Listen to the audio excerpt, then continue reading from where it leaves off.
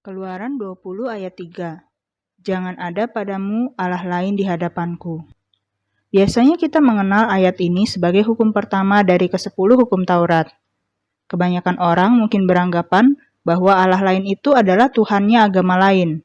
Atau mungkin Allah lain itu adalah kepemilikan kita yang kita anggap lebih penting dari Tuhan. Entah itu uang, pasangan, keluarga, dan lain sebagainya. Tapi seringkali kita lupa bahwa kita bisa menuhankan sesuatu yang jauh lebih dekat dari itu semua. Kita bisa menuhankan diri kita sendiri. Pergumulan terbesar kita sebagai orang Kristen sebenarnya bukan dalam menjalankan ibadah. Pergumulan terbesar kita seringkali adalah ketika kita harus belajar menempatkan Tuhan Yesus sebagai Tuhan dalam kehidupan kita. Mengapa demikian? Karena pertama-tama, sebagai manusia kita senang menjadi orang yang memegang kendali atas kehidupan kita sendiri. Kita senang ketika segala sesuatu terjadi sesuai dengan rencana dan keinginan kita. Nah, disinilah pergumulan tersebut pertama-tama terjadi. Ketika kita harus belajar hidup menurut agenda Tuhan dan bukan agenda pribadi kita sendiri. Pergumulan yang kedua biasanya muncul karena kita sebagai manusia, kita senang dipuji dan ditinggikan oleh orang lain. Dalam kedagingan kita senang dipandang hebat, diakui sebagai yang terbaik. Disinilah pergumulan yang selanjutnya terjadi. Ketika kita harus belajar menempatkan Tuhan sebagai yang nomor satu, bahkan di atas diri kita sendiri. Pergumulan yang ketiga adalah karena kita sebagai manusia, kita lebih senang percaya kepada diri kita sendiri ketimbang percaya pada orang lain. Disinilah kita mendapati bahwa ternyata menjadi orang beragama itu mudah. Yang tidak mudah itu adalah menjadi orang percaya. Dapatkah kita lebih percaya kepada Tuhan ketimbang diri kita sendiri? Dapatkah kita lebih teguh berpegang pada firman Tuhan ketimbang pendirian kita sendiri? Ketika kita sungguh-sungguh berkata bahwa kita percaya Tuhan sangat mengasihi kita, dapatkah kita meyakini bahwa sebenarnya setiap perintah Tuhan adalah demi kebaikan kita? Atau apakah kita merasa bahwa sebenarnya menjalankan perintah Tuhan itu hanya suatu kewajiban yang kita lakukan sebenarnya demi Tuhan saja? Di saat kita merasa bahwa kita ini lebih baik dan lebih benar dari Tuhan, tentunya akan sulit bagi kita untuk tunduk dan taat pada Tuhan.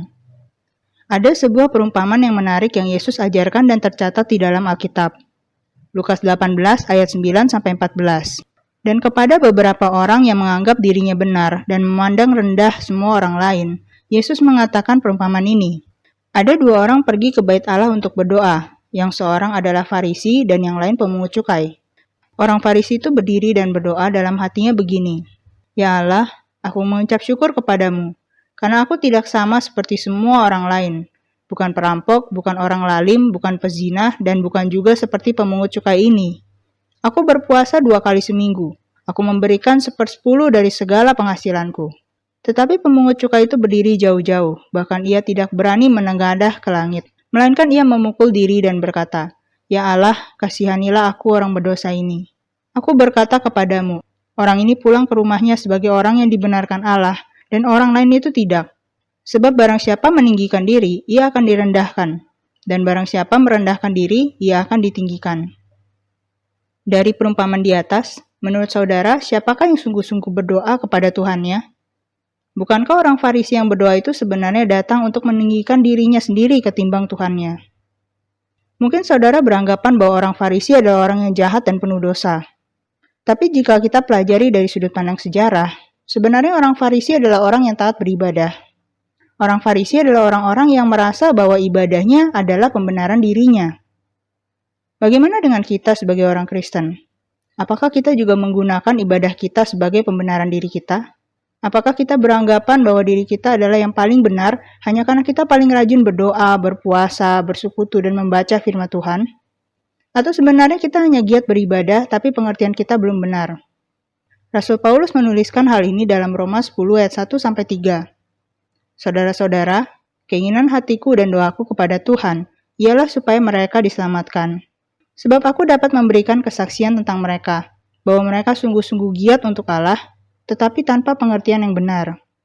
Sebab oleh karena mereka tidak mengenal kebenaran Allah, dan oleh karena mereka berusaha untuk mendirikan kebenaran mereka sendiri, maka mereka tidak takluk kepada kebenaran Allah. Saudara, selama kita masih manusia, kita bukan Tuhan. Amsal 16 ayat 2 mengatakan, segala jalan orang adalah bersih menurut pandangannya sendiri, tetapi Tuhanlah yang menguji hati. Dan Roma 3 ayat 10 mengatakan bahwa manusia itu tidak ada yang benar, seorang pun tidak. Biarlah kita menempatkan Tuhan Yesus di posisinya sebagai Tuhan dalam hidup kita, untuk mengoreksi kita, menuntun kita, dan menunjukkan jalan yang seharusnya kita ambil dalam kehidupan kita. Kan firman Tuhan yang berarti sekali. Kadang-kadang memang kita tidak mempunyai Tuhan yang lain, tapi diri kita sendiri itu menjadi Tuhan kita. Kita menjadi orang yang lebih pintar daripada Tuhan. Dan saya suka mengatakan bahwa Tuhan Yesus itu tidur di perahu, ya, yaitu perahu diri kita sendiri. Kita di luar seperti orang yang kalem, malaikat itu loh. Sebab hati kita itu sombong. Nah, itulah yang Tuhan Yesus tidak mau, ya. Seperti orang Farisi itu di luar orang bilang dia pintar, baik, memberikan bantuan, tapi hatinya itu sombong, suka membandingkan diri sendiri dengan orang lain, bahwa dirinya lebih suci, lebih baik. Tuhan nggak mau, ya. Banyak sekali orang yang berbuat baik dan dia diam, dan dia tidak mau tulis namanya. Aku senang dengan orang seperti itu. Saya sendiri juga sama. Aku tidak suka orang memuji, kenapa ya Pak Amin baik. Saya bilang saya itu jahat sekali. Yesus yang baik, ya. Yesus yang membentuk kita, merubah kita menjadi anak Dia, ya. Tuhan Yesus berkati. Marilah kita jangan munafik. Kita terus jujur di hadapan Tuhan. Kalau kita sombong, kita merasakan diri kita benar, kita bertobat, kita minta Tuhan ampunin, bantu kita. Kita pasti akan menang. Tuhan akan membentuk kita menjadi manusia yang lebih berkenan di hadapan Dia, dan juga manusia yang memberkati orang di sekeliling kita. God bless you. Mari kita sama-sama berdoa. Tuhan Yesus, terima kasih atas firman Engkau. Bantulah kami supaya kami tidak ada memiliki Tuhan yang lain selain Engkau. Engkau adalah Tuhan satu-satunya dalam kehidupan kami. Terima kasih Tuhan, dalam nama Engkau Tuhan Yesus kami telah berdoa. Amin.